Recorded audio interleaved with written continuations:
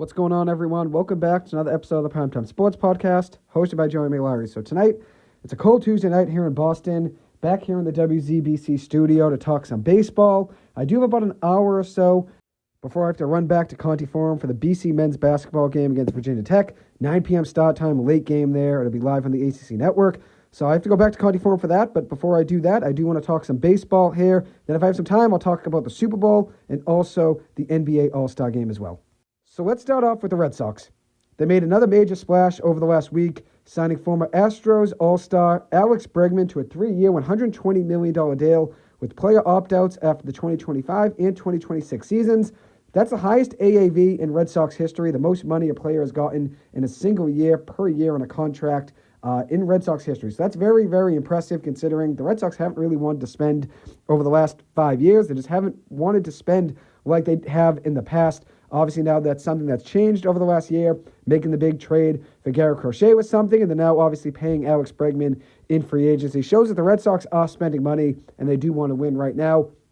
Although $40 million a year is a ton, I don't think they wanted to pay him on a 6-year deal, and that's why they obviously ended up giving him a lot more over that, short-term contract, just a 3-year deal, but he's getting a lot more per year than he would have in a 6-year deal. I think that was going to be the case. I thought if I'm paying Alex Bregman, it had to be like a 3-year deal, considering he's now 30 years old, and also his numbers have fallen a little bit in some regards and some stats over the last few seasons. OPS has fallen each of the last 3 years, but his home runs have remained consistent, and also you expect his numbers to be pretty good at Fenway Park, which I'll get into that in just a minute. But I thought if the Red Sox wanted to pay him, it had to be like a 3-4 year deal, 4 years max. I thought 3 years would be more likely, and I thought it would be a heavy payday per year, and that obviously ended up being the case. Last year, Bregman hit 26 home runs, a .260 batting average, with 75 runs batted in and a .768 OPS in Houston. His OPS, as I said, did fall each of the last 3 seasons, but his home runs have remained the same, right around 25 per year over the last 3 years. I do expect his RBIs to be up this year with this Red Sox lineup, expecting to be a lot stronger and a lot more efficient around him than Houston was last year, which Houston had a lot of talent around him. There were just a lot of injuries last year in that lineup, and that obviously did derail some of his potential RBI stats. I do think this Red Sox lineup is going to be pretty solid this season. I think Bregman is going to be a big, big addition. If you look at where he was in 2022 and 2023, he was a very patient hitter at the plate, walked a lot over those 2 seasons in 2022 and 2023. But then last year, he only walked 44 times after walking 87 times in 2022 and 92 times in 2023. So I expect him to be a little bit more patient at the plate this season. Obviously, he does have a relationship with Alex Cora from their time in Houston together, so I think that was something that really pitched him to Boston. He did grow up a big fan of Dustin Pedroia, who obviously did recruit him as well to be a Boston Red Sox. Now, obviously, that ended up working out. Now he is a Boston Red Sox, so Pedroia's job, obviously, was probably to try to recruit him, talk about how great it is to play in Boston and potentially win in Boston, and Bregman was sold on that, ended up, as I said, signing that 3-year deal with the Red Sox. The Red Sox desperately needed some help in the lineup.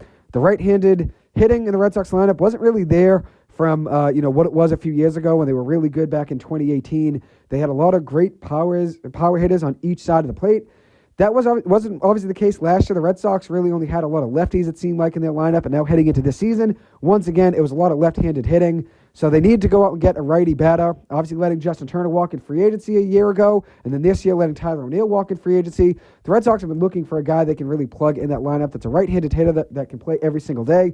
Now, obviously, that ends up being the case. Now it's Alex Bregman ends up being that guy, and he's had a lot of success in the past at Fenway Park in his career. Among batters with 75 career plate appearances at Fenway Park, Bregman is number 1 all-time in OPS, which is on base plus slugging percentage.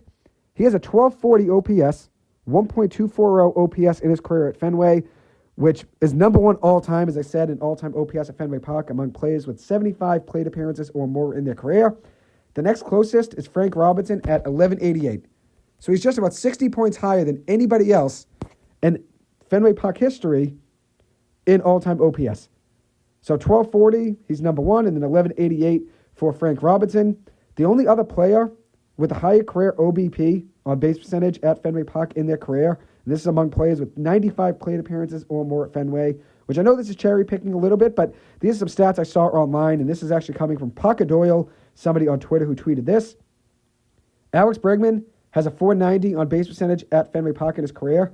The only other player with a higher career OBP at Fenway is Ted Williams at .496. And that's among batters with 95 plate appearances or more in their career at Fenway. So that's a very impressive stat there. Obviously, it shows that he's had a lot of success at Fenway Park in his career. 9 doubles, 7 home runs, 15 runs batted in, a 375 batting average, a 490 on base percentage, and a 750 slugging percentage with that 1240 career OPS at Fenway. So obviously, he's going to be a big part of this Red Sox lineup. I know everybody's really excited to see him, in the middle of that Red Sox lineup, and especially considering they needed right-handed hitting, it did make a lot of sense to go out and get him.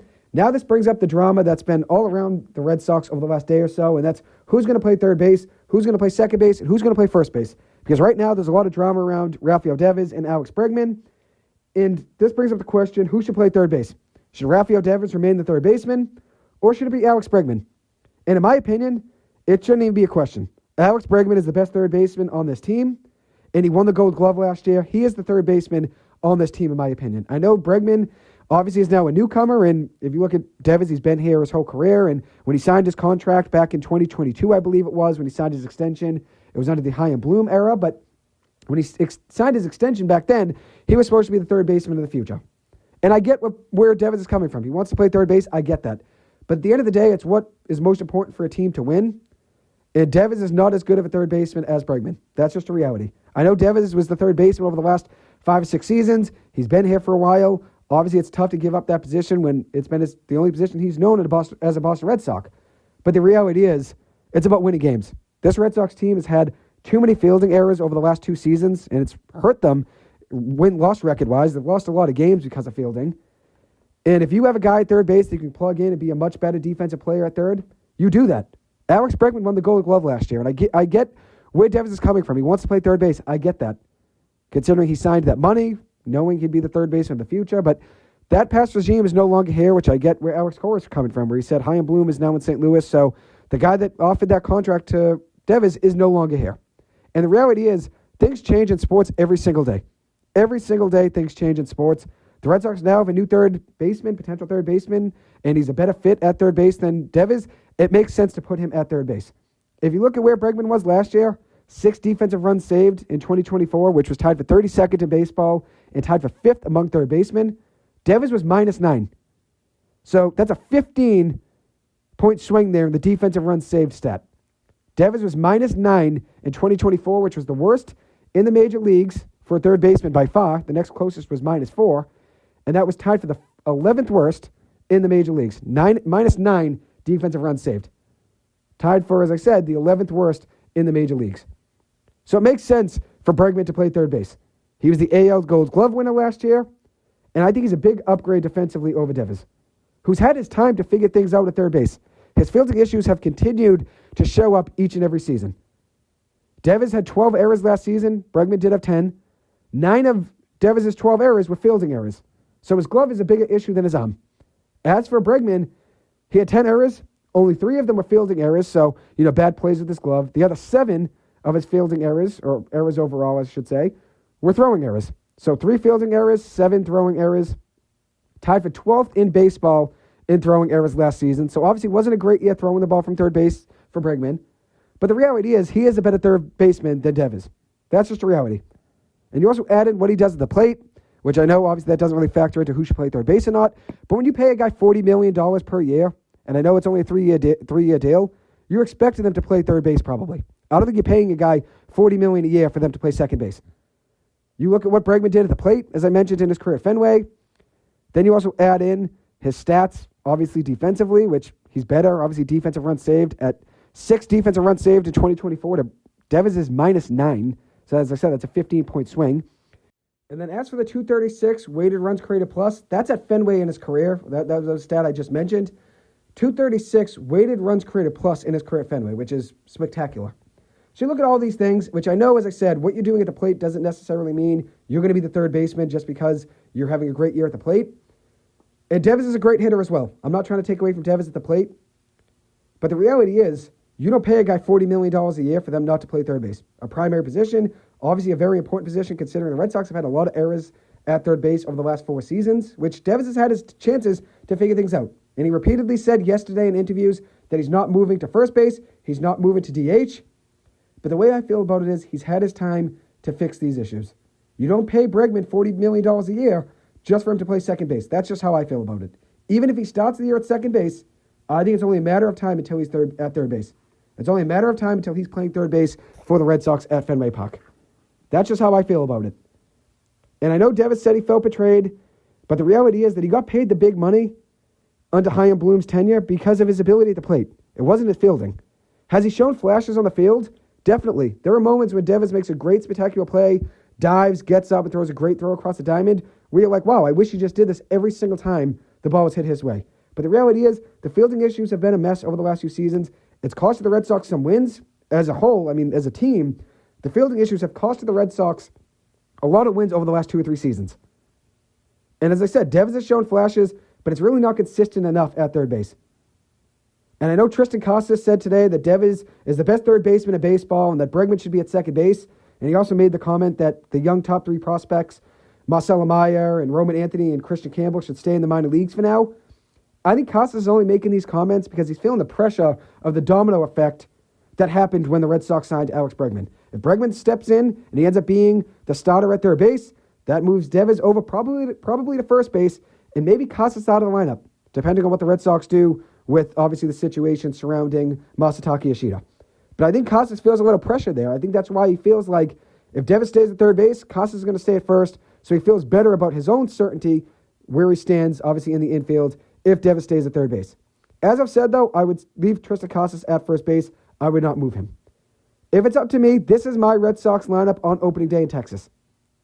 I got Jarren Duran at center, Rafael Devis at DH, Alex Bregman at third base, Tristan Casas at first base, Trevor Story at shortstop, Masataka Yoshida in left field, which I know that might be a hot take to some people, but I think the Red Sox should give him another chance in the field. And as I said before, I think he's a very valuable bat. I think he's the best hitter on the Red Sox when it comes to getting the bat to the ball. I would keep him in this lineup, and if there's a way to get him in the lineup playing the outfield, I would give him another shot. So I have Yoshida in left field. I got Willie Abreu in right field. I got Connor Wong at catcher, and then I got Cedon Rafaela at second base. And then this is my pitching rotation. Garrett Crochet, the left-handed pitcher the Red Sox just traded for in the offseason. He's the ace. Then I got Tanner Houck. Then I got Walker Buehler. Then Cutter Crawford. Then Brian Bayo. And then Lucas Giolito. That's a 6-man rotation, but I think that's what the Red Sox are going to end up rolling out. I don't think it would make any sense right now for the Red Sox to potentially trade one of these players, which I know I just mentioned to one of my friends in my office, that at some point, if the trade deadline comes around, the Red Sox have an abundant amount of starters, and they feel like they could make a move and maybe trade one of those guys I just mentioned, whether it's Giolito, whether it's Cutter Crawford, whether it's Bayo, who knows, and they felt like they could go out and trade for a guy. I could see that happening later on, just because the Red Sox do have a lot of pitching right now, especially considering they'll have some guys coming back from injury too, which we'll see how things work out in that regard. But I think the way things stand right now, it would only make sense to keep these guys because, let's say, Walker Buehler, who's had his injury issues in the past, gets hurt. Or Tanner Houck, who's had some injury issues in the past as well, gets hurt. It only makes sense to keep all of these guys in the rotation. Keeping a 6-man rotation helps you a lot. When, let's say, one of these guys gets hurt, you just rotate to a 5-man rotation. It's a lot easier to adjust in that regard. I still think they could use another left-handed pitcher at some point. Having another lefty in that rotation would help, but we'll see what happens there. I don't think they're going to make that move right now. And then maybe another bullpen piece would make sense. But overall, a very good offseason for John Henry and Craig Breslow. No complaints really from a lot of the Red Sox fans that I've talked to, considering that the Red Sox spent money and they made a lot of upgrades in a lot of regards, getting Garrett Crochet atop the rotation piece, getting Walker Buehler, who has a very good low-risk, high-reward potential, then obviously adding in a guy like Alex Bregman, getting a guy like Aroldis Chapman. A lot of these moves are good for the Red Sox, and we'll see what happens. I do think they're in a position right now, though, to compete in the AL East. I think they do have what it takes to compete in the AL East. So we'll see what happens. There is obviously still some offseason left to go. The Red Sox will play their first game this Friday against Northeastern University. That'll be at Fort Myers. The Red Sox are playing their first exhibition game, as I said, this coming Friday. So we'll see what happens the rest of this offseason. But I like where the Red Sox have gone this offseason. And as I've said, I see them as a contender in the AL East, in the AL in general. I think this team is competitive enough to not only make the playoffs, but make a run in the AL. I really believe that. So now I'm going to move on to another topic in baseball, and this is going to be a quicker segment, but something that I've been meaning to talk about, and that's the Los Angeles Dodgers, which I've already talked about them a lot, but there's a lot of questions around whether or not they're ruining the game of baseball. Are the LA Dodgers ruining the game of baseball by this strategy of basically taking a big contract and deferring most of the money to a decade down the line, so that way they can get under the luxury tax in the current moment and have more freedom to spend without having, obviously, a higher luxury tax to pay And in that case, you can still get the best of the best players, pay them a big amount of money by giving them a big amount of signing bonus, and then you're able to basically push money down the line for the rest of their contract to get under the threshold of the luxury tax. And in that way, as I said, it puts you in a position to still go out and get top talent. So a lot of people are questioning whether or not they're ruining the game of baseball. And the high deferral and the high bonus duo, that's been their strategy over the last 2 seasons, giving a high signing bonus and then obviously a lot of money sent down the line in deferrals. And I know they just did this again. They signed Roki Sasaki, which makes their starting rotation even stronger, which that wasn't really necessarily a backloaded contract. But the reason they were able to go out and get Sasaki was because of what they did with a lot of the free agents they've got over the last 2 seasons. They legitimately have, right now, 2 rotations they could put together as a starting rotation that are playoff caliber rotations in their pitching staff. That's how good their options are right now. They got Blake Snell, who they got this offseason, Yoshinobu Yamamoto, who they got last offseason, Tyler Glasnow, who they got last offseason, Roki Sasaki, who they got this offseason, and then Shohei Ohtani, who they got last offseason. That's a 5-man rotation that legitimately has 5 potential aces, which we haven't seen Sasaki pitch yet in baseball, but they're the 4 guys on top of the rotation players in the game of baseball right now. No matter what rotation they're in, they're going to be at the top of the rotation probably. Then you added Tony Gonsolin, who's battled injuries, Emmett Sheehan, who just got elbow surgery last year as well, Bobby Miller also got elbow surgery last season, if I remember correctly, and then Gavin Stone and Clayton Kershaw, who just actually re-signed on a 1-year deal with the Dodgers, but he's going to be on the 60-day DL, I believe, to start the season. But the reason the Dodgers were able to go out and get all of these guys is because of what they were doing with a lot of these contracts, giving a big amount of money as a signing bonus, and then, as I said, sending a lot of money down the line in deferrals. And they just signed Kirby Yates to a 1-year, $13 million deal. He had a 1.17 ERA last year in 61 games for the Texas Rangers. Also had a 1.86 expected ERA. So obviously had a very, very miraculous season in Texas, a team that really struggled, but he still had a good season out of their bullpen. 33 saves, 85 strikeouts last season, and 61 2/3 innings, which is a very good year. Now he bolsters an already good bullpen who already got Tanner Scott this offseason. The Dodgers signed him to a 4-year, $72 million deal. Had a good season last year when being traded from the Marlins to the Padres. Had a 9-6 record in 2024 for the Padres and the Marlins with a 1.75 ERA and 22 saves. This deep bullpen got even stronger over the last 2 months. They also brought back Blake Trinan, who did just win the World Series with them, and they still have Michael Kopech as well. It's literally a video game lineup and a video game rotation and a bullpen as well. When you look at what this team has, they just have so much talent. That's why they're going to be the favorite to win the game of baseball over the next 3 seasons, just because of how much talent they have. They're going to be the front runner to win because of how much talent they have in this team, in this locker room. And you got to give them credit. I think a lot of people are going at the Dodgers and criticizing them for what they're doing. But the way I see it is they aren't breaking any rules. There are no rules regarding how much money you can defer. And secondly, people want to go to the Dodgers because of the winning culture that they've created. They've always found a way to get the most out of their players, whether it's a young prospect and building their farm system, whether it's going out and trading for a guy or signing a big contract with a free agent. The Dodgers always get the most out of their guys. They always find a way to rejuvenate careers and obviously give people a good chance to win a World Series or at least contend for a World Series. And that's what a lot of players want. They want to go to a place where there's a good culture, and I think that's what the Dodgers are doing. That's why a lot of people want to go there. So I don't really blame a lot of these free agents for wanting to go to the Dodgers, and I don't really blame the Dodgers for going out and signing a lot of these guys. There are a lot of teams in baseball that have the capability to spend. Maybe not to the same regard that the Dodgers have spent over the last 2 or 3 seasons, but the reality is there is more spending to do in the game of baseball, and just not many teams have taken advantage of that. The Dodgers, the way that they've spent, I know a lot of people are going at them and criticizing them, but they're dedicated to competing and winning. And they aren't breaking any rules. You have to give them credit. They aren't breaking any rules. They're dedicated to competing and winning. I know they've deferred a lot of money, but the way they've done it, as I said, is a lot of signing bonuses, which they're still giving out this money. It's not like they're not going to give these players this money. It's not like they're getting money, that's not necessarily guaranteed. They're getting all this money guaranteed. Baseball, it's all guaranteed contracts. Blake Snell, when he signed his deal in November with the Dodgers, got $52 million as a signing bonus. And then you add in Teoscar Hernandez, got a $23 million signing bonus when he re-signed with the Dodgers just about a month ago. Will Smith, when he got a 10-year extension, he got a $30 million signing bonus. Mookie Betts, when he got his 12-year extension, got a $65 million signing bonus. And a lot of that money ends up getting spent, over years. They obviously give this money right up front, but their strategy is basically give a lot of money in the signing bonus, then the rest of the contract, we can basically defer a lot of that money to help them get below the competitive balance tax essentially the luxury tax, and that way they're not getting taxed as much, not spending as much in luxury tax fees, and that way they can go out and still get top-tier talent. And that's why Shohei Ohtani deferred $680 million out of his $700 million contract, because it allowed them to go out and get Yoshinobu Yamamoto. It allowed them to go out and get Teoscar Hernandez and re-sign him in free agency. It allowed them to go get Tanner Scott. It allowed them to go get Kirby Yates. It allowed them to get Roki Sasaki. It allowed them to get Tyler Glasnow and give him an extension after trading for him. It allowed them to get Blake Snell. They had all this flexibility because of this strategy of giving a high deferral and a high signing bonus. And it ended up working. They're not really breaking any rules when they're doing this.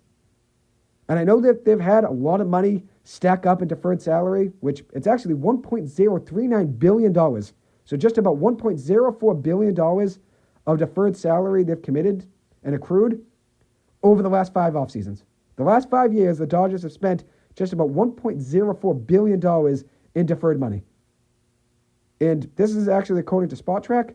The only other 2 teams with even $50 million in current deferrals are the Boston Red Sox and New York Mets.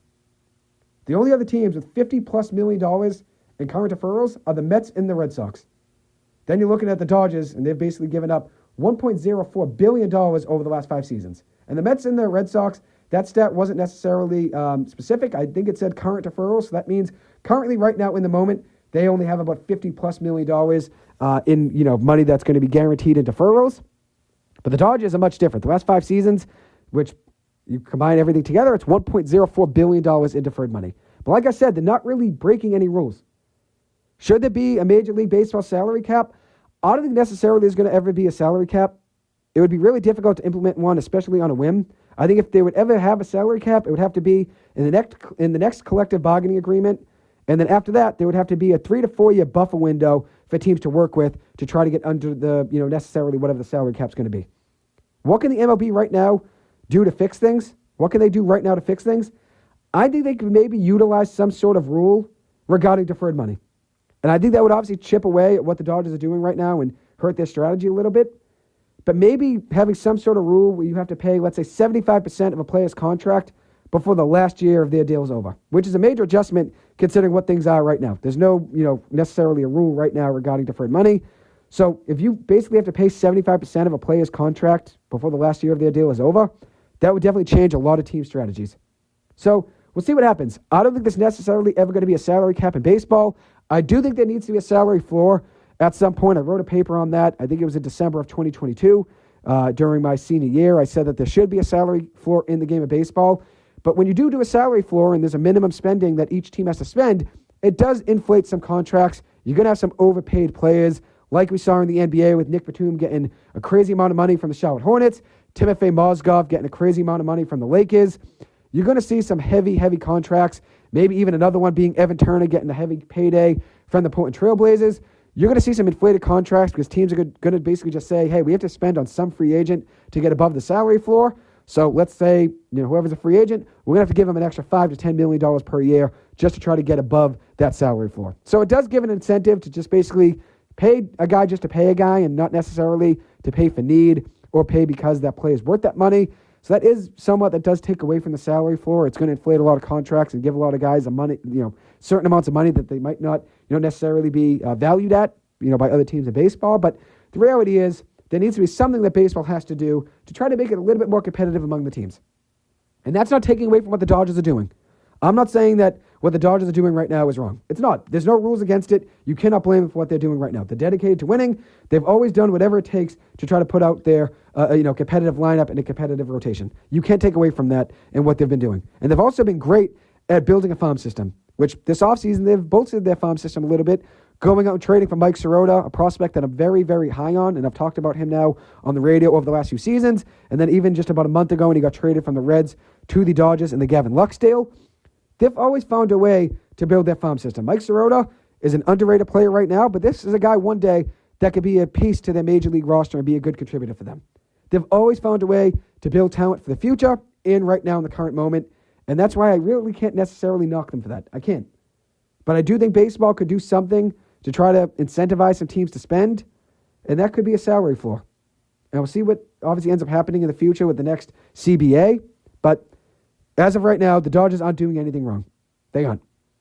So another thing I want to talk about in the game of baseball is just a quick review of the Fenway Fest that I went to just about a month ago. I went to that with my parents. It was a great time. The Red Sox had a Fenway Fest, which used to be their winter weekend that they used to do at Mohegan Sun at times. They had it at Foxwoods at one point, I believe, as well. It was in Springfield, Mass. It was in Connecticut at one point.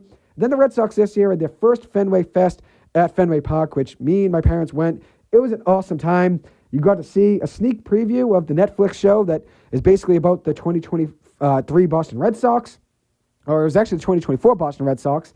And that's going to be premiering actually in just about 2 months, it'll be premiering on April 8th. It was really cool to look into that, see what the clubhouse is like, see the lifestyle of a pro baseball team, and see obviously the relationships that a lot of players have with each other. I thought that was awesome. It was a great sneak peek into that. The autograph session was awesome. Got to meet Cedar Rafaela and Vaughn Grissom. Really cool to have their autographs. Really nice guys as well. And then also the picture session was awesome. I got to meet Masataka Yoshida, who was the main player I wanted to meet. On the way there, I remember saying, Yoshida's the guy I want to meet. It ended up working out. Got to meet him and get a picture with him, which was awesome.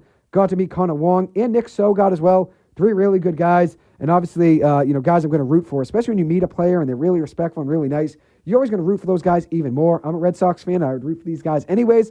But when you meet a player or meet an executive or a coach in the game and they're really respectful and give you the time of day, you always root for those guys more. So those 3 guys, obviously a big fan of already as a Red Sox fan, but going to be even bigger fans of them now. The way the Red Sox did it, though, they had a lot of activities around the ballpark to try to make you feel special. In the clubhouse, you got to go in there and take pictures and get a look at what it looks like in there and see the lockers, which was awesome. Got to go in the dugout, which was really cool, and take pictures. Got to go out and see the Green Monster, which I didn't take advantage of that, but a lot of people did go out into the left field, concourse, go out through the left field concourse and then onto the left field grass and got to take pictures in front of the Green Monster and then got to go inside the Green Monster as well, which was really cool. Didn't get to do that, but I thought that was an awesome opportunity.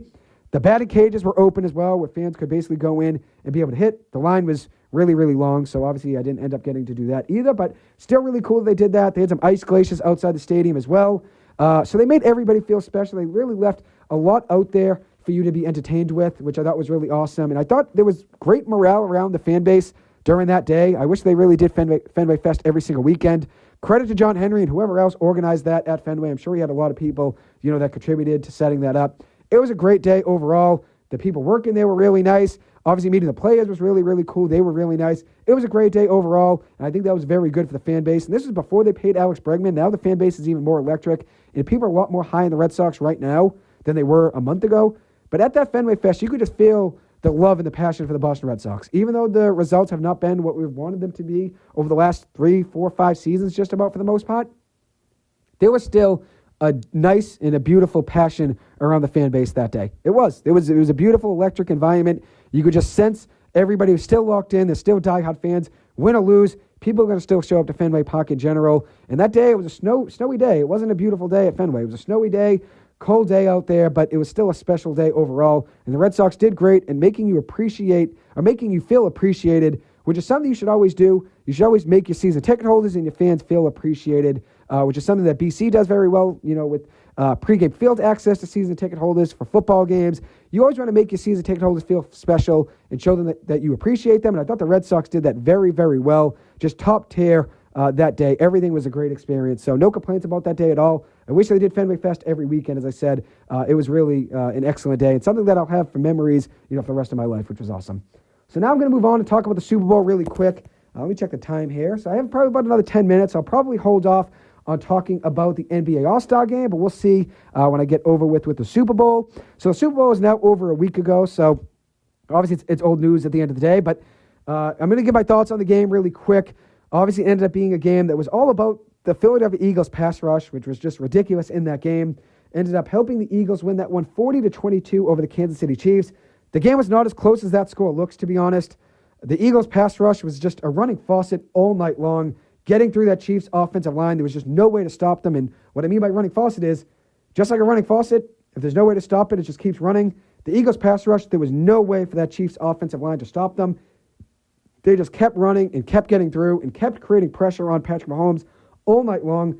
The Chiefs offensive line couldn't make any adjustments. That is just the reality of the game. They could not make any adjustments that would work, and they could not keep up. The interior pressure all night from that Eagles defensive line forced Mahomes to have to make tough decisions all night long, put a lot of pressure on him. It forced him to throw 2 interceptions, one of them being a really bad pick six, which you never really see from Mahomes.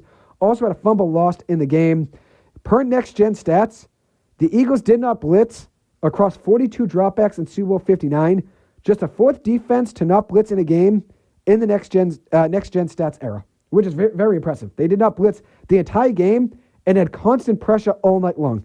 They had 16 pressures from their front four and sacked Mahomes 6 times. That was the most times he's been sacked in his career. The Eagles played zone defense just about all game besides 2 dropbacks, and it worked. It worked all night long. The Eagles saw something in their film when they were watching the Chiefs, and they said, we can take advantage of this team and nitpick them and basically just rush the 4 that we have on the line, drop more guys back in coverage, and force Mahomes to make tough decisions in a split second, and basically force the Chiefs to make turnovers. And that ended up happening. They put the Chiefs in a real tough position. So credit to Vic Fangio. He was excellent all night long calling plays as the defensive coordinator for Philly.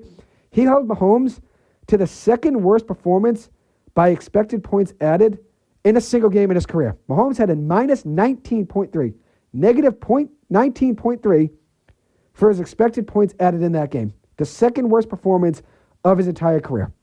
Overall, the Eagles had 25 pressures on Mahomes, 11 quarterback hits, 6 sacks, and 3 takeaways. Some of these stats that I saw across different platforms are a little bit different for pressures, so that might be wrong, the 25 pressures, but nevertheless, 6 sacks, 3 takeaways, big storyline in the game.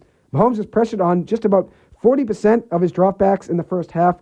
Overall, it was 47% in the first half of his dropbacks he was pressured on, and he only had a completion percentage at halftime of 42%. So he was pressured more in his dropbacks than he had for his completion percentage in the first half. So the Eagles defense set the tone. They completely took the Chiefs out of the game. And credit to Vic Fangio for a great game plan. As I said, before the game, the Chiefs offensive line and the Chiefs overall in general were much more beatable this year than they were in years past. And you saw that be the case. The Eagles just took complete advantage of them. Credit to Josh Sweat. He had two and a half sacks, I believe, in that game, at least 2. So that Chiefs offensive line really just could not keep up. And that Eagles D-line, which they really built a lot of it through the draft, ended up being a big, big focal point in that game. Josh Sweat, Jalen Carter, Jordan Davis, Brandon Graham, all very good players that had some big days there on the defensive line for the Eagles.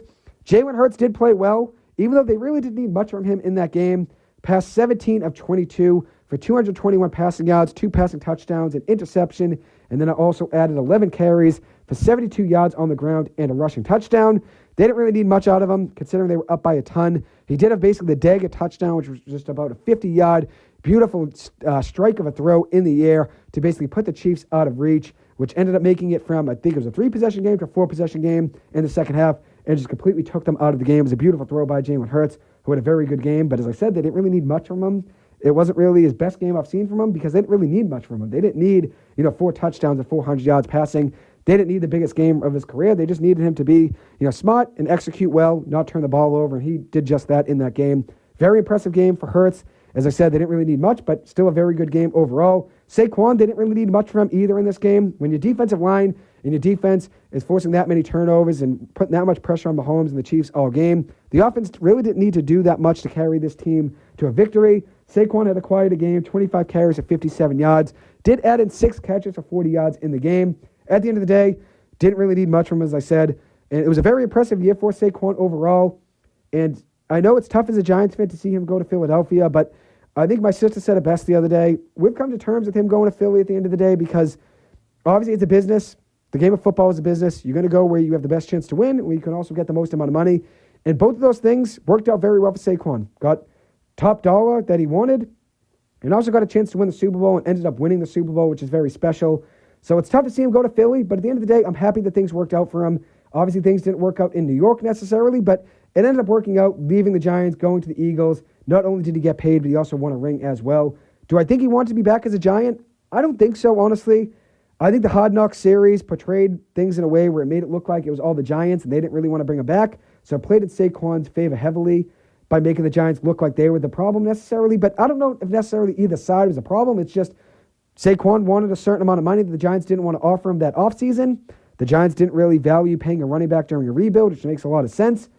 And The Eagles were willing to give Saquon that money because not only did they have the offensive line and the offense that could help him succeed, but they also had the money to go out there and spend, and they were in a win-now position. The Giants were not in a win-now position, and Saquon Barkley, if he's on the Giants this season, he does not put up the numbers that he did for the Eagles that he did behind that offensive line this year. That's just a reality. He would not put up the same numbers as a Giant this year that he did in Philadelphia.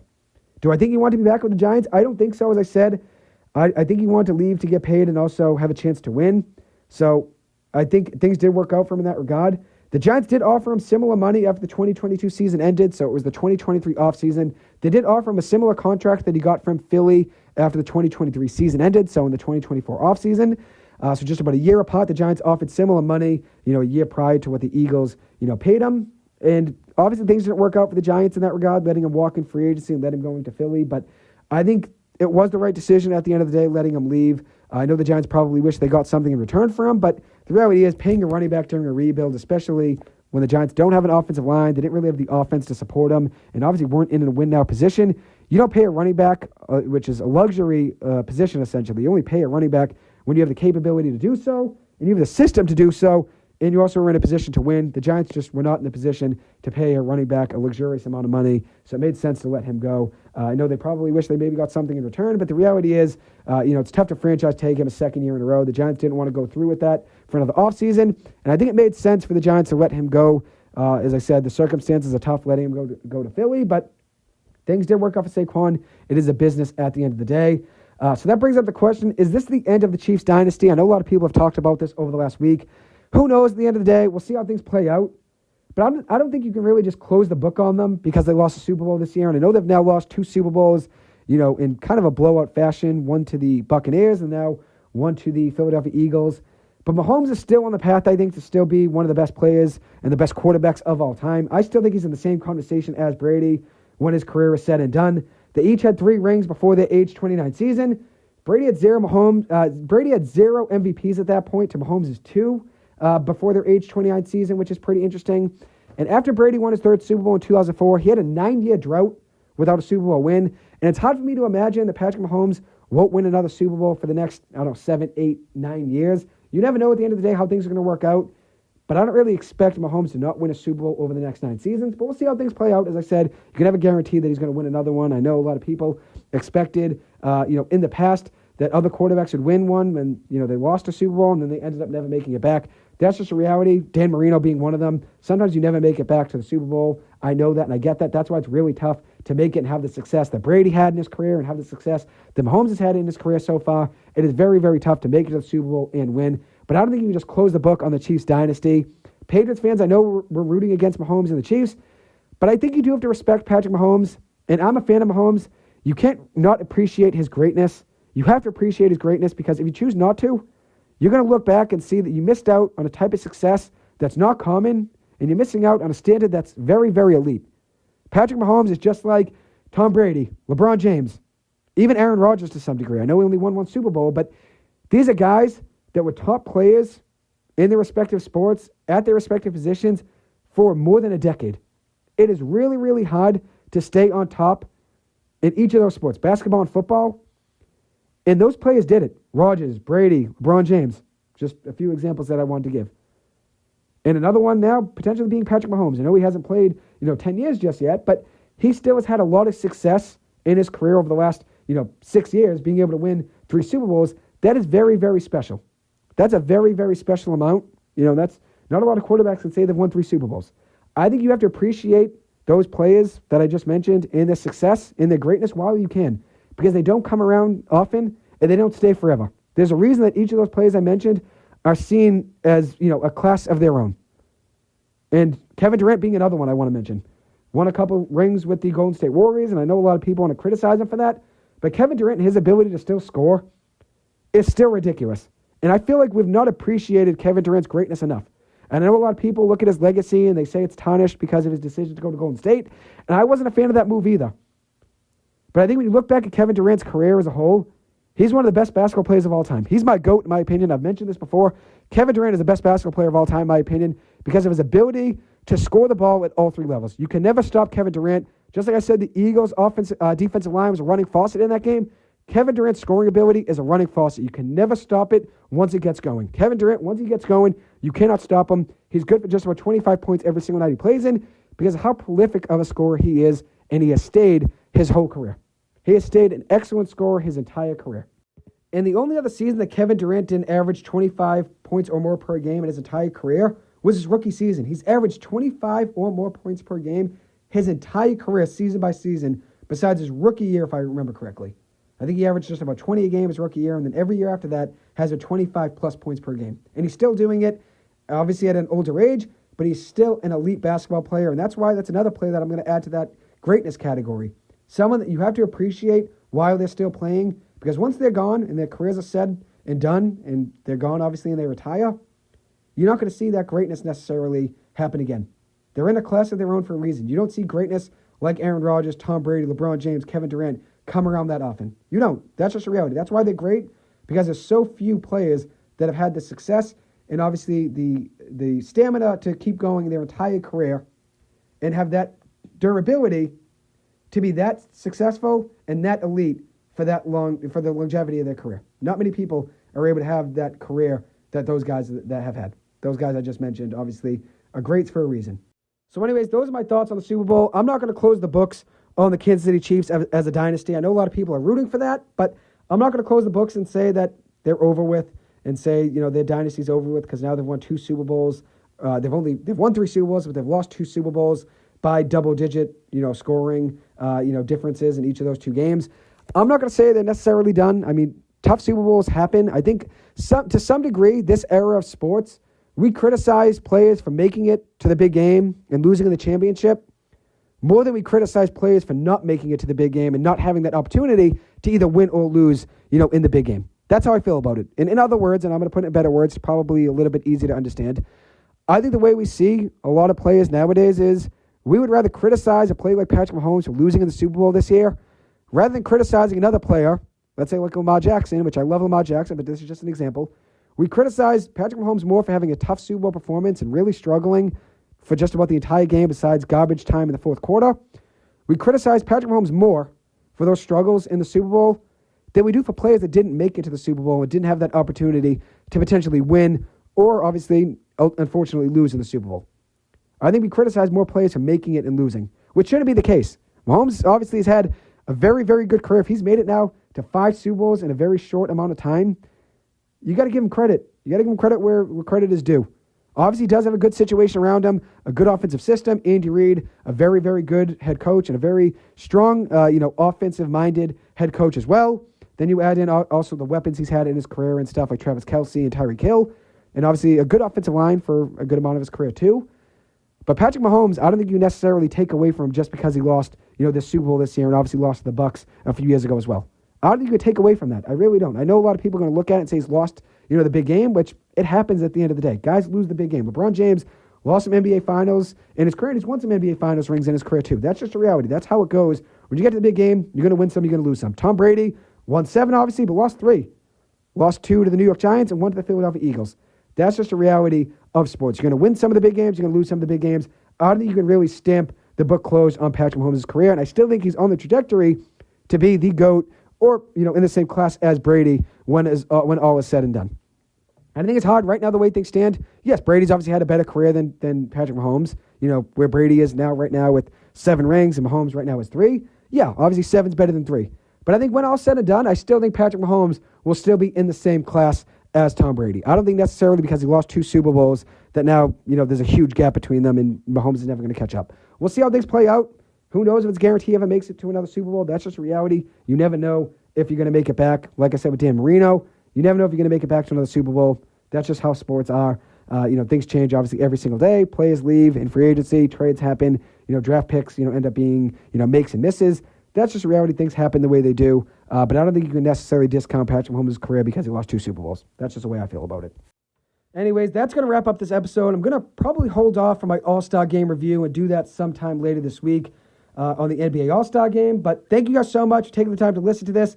It's a pleasure always being back here in the studio. And thank you guys for listening. It is always much appreciated. Thank you to my family for taking the time to tune in. But hopefully I'll be back in here again soon. As I said, I appreciate it. Hope you guys have a great rest of your night. And I will see you guys again soon. Take care now. Have a good one.